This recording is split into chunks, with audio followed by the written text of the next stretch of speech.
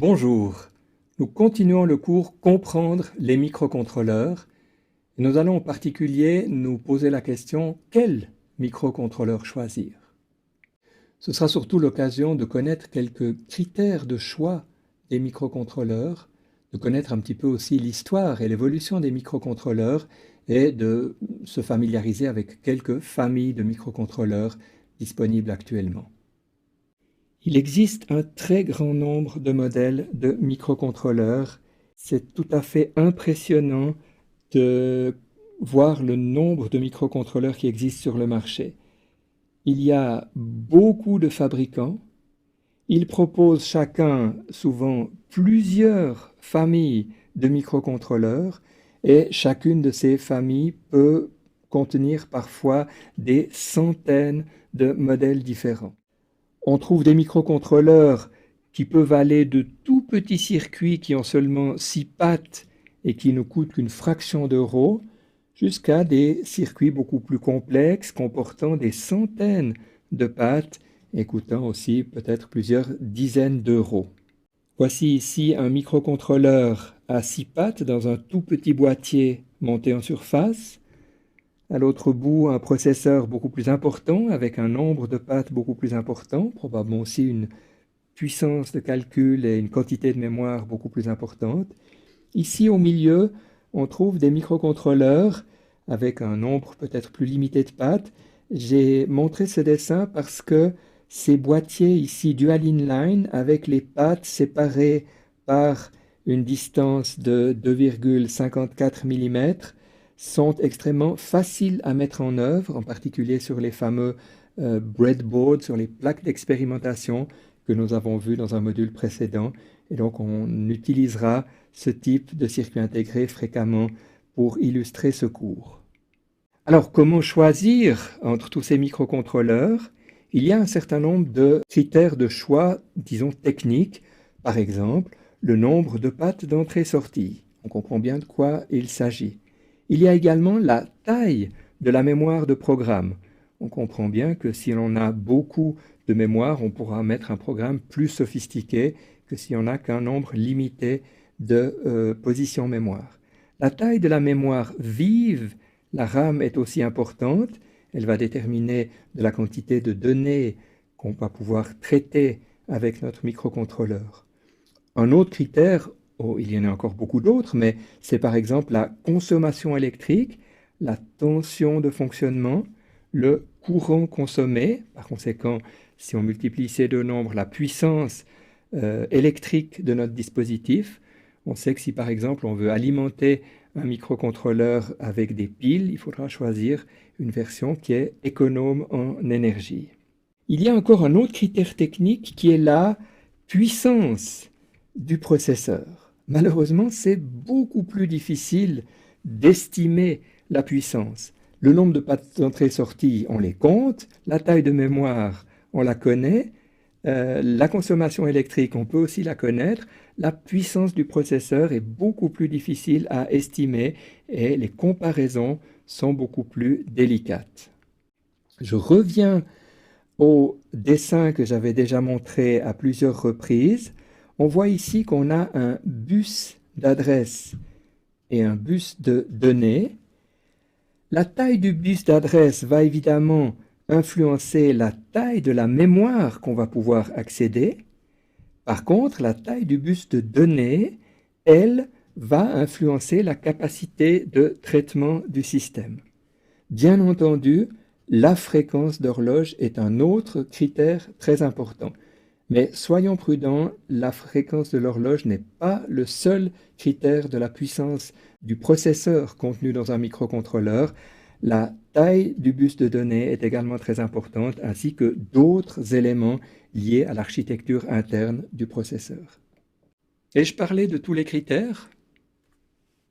Soyons sérieux. Il y a un autre critère que vous connaissez très bien, c'est le prix.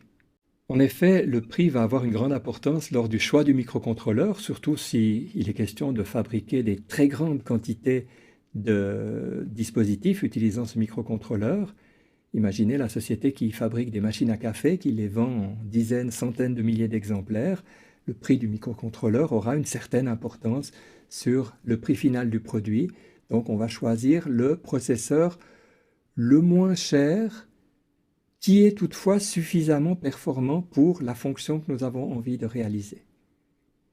C'est un critère important, le prix. Ça n'est pas le seul critère. Il y a aussi un critère lié à la disponibilité du matériel, à la disponibilité de l'environnement. Si vous avez un processeur qui coûte quelques centimes de moins qu'un autre, mais que vous ne connaissez pas, que vous ne l'avez jamais utilisé, que vous devrez passer un temps important pour vous familiariser avec sa technologie, peut-être choisirez-vous le processeur avec lequel vous avez l'habitude de travailler. Et j'ajoute qu'il y a encore un dernier critère. Si vous avez de l'expérience ou si vous avez des amis, des gens proches de vous qui ont de l'expérience avec tel ou tel processeur, eh bien peut-être vous allez justement choisir ce processeur-là pour pouvoir travailler plus efficacement et éventuellement être aidé aussi plus efficacement pour faire vos développements avec des microcontrôleurs. Un petit mot quand même sur l'histoire et l'évolution des microcontrôleurs. Vous serez peut-être assez surpris d'apprendre que dans les années 1970, eh bien, les premiers microcontrôleurs sont apparus, en particulier ce processeur qui est le TMS-1000 de Texas Instruments, qui était un processeur, tenez-vous bien, qui avait une mémoire masquée, c'est-à-dire une mémoire faite directement sur le silicium dont on ne pouvait pas modifier le contenu. Il était donc nécessaire d'écrire un programme, que ce programme soit juste, le transmettre au fabricant et quelques semaines ou quelques mois plus tard obtenir un circuit intégré en quelques milliers d'exemplaires et savoir ensuite s'il allait marcher. Un progrès considérable a été fait lorsque les mémoires du type EEPROM ont commencé à être disponibles. Ces mémoires étaient effaçables par des rayons ultraviolets, d'où la présence donc de cette fenêtre ici en quartz qui nous permet d'ailleurs de voir le circuit intégré et si on avait une résolution suffisante, on pourrait voir les petits fils du bonding qui relient le circuit intégré jusqu'aux pattes du microcontrôleur qui se trouve à l'extérieur. Cette technologie des mémoires EEPROM a permis d'obtenir des microcontrôleurs beaucoup plus faciles à mettre en œuvre puisqu'il était possible d'écrire un programme, de l'essayer, puis de l'effacer et d'en mettre un autre, donc grâce à cette fenêtre et à l'effacement des ultraviolets. Cette fenêtre, elle a son coût et il faut reconnaître que le décollage véritable des microcontrôleurs a eu lieu au moment où on a réussi à mettre cette fois dans des EEPROM la mémoire du microcontrôleur. Peut-être faut-il que je vous explique plus en détail la signification de ces termes. Vous savez que ROM signifie Read Only Memory. On a plus tard eu des Programmable Read Only Memory, donc des mémoires mortes programmables. C'était à l'époque fait avec des fusibles. Alors on pouvait les programmer une fois, mais pas une deuxième fois. Un petit peu plus tard, on a eu la technologie remarquable des EEPROM, Erasable, Programmable, Read Only Memory. Donc des mémoires mortes, programmables, mais effaçables. Et c'est seulement plus tard qu'on a eu des mémoires du type EEPROM, c'est-à-dire Electrically Erasable, Programmable, Read Only Memory, donc des mémoires mortes, programmables, mais effaçables électriquement. Donc on voit que ces circuits n'avaient pas de petites fenêtres, ils pouvaient être vendus dans des boîtiers en plastique moins coûteux, et il faut reconnaître que les microcontrôleurs ont véritablement décollé à partir de cette technologie-là. C'est extrêmement compliqué de vous parler des familles actuelles de microcontrôleurs, tant il y en a beaucoup, je vous ai parlé de milliers de modèles différents. Il y a toutefois quelques modèles que je ne peux pas m'empêcher de citer. Je commence par le pic de la société américaine Microchip, qui a eu une immense popularité et qui a fait connaître les microcontrôleurs d'une manière tout à fait remarquable.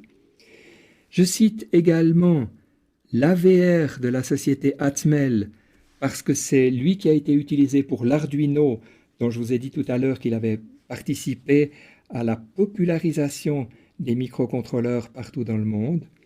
Et naturellement, je ne peux pas ne pas citer les dérivés d'un vieux processeur d'Intel, de toute une famille de processeurs d'Intel. Il y a des dizaines de fabricants qui fabriquent des dérivés de ce processeur, qui est un processeur 8 bits d'ailleurs, comme ces deux autres processeurs, un processeur qui est maintenant un petit peu ancien. Par contre, les PIC et les AVR restent tout à fait d'actualité. Il y a un certain nombre de processeurs 16 bits, mais il n'y en a pas énormément. Il y a par exemple le DSPIC chez Microchip. Je cite également le MSP 430 de la société américaine Texas Instruments.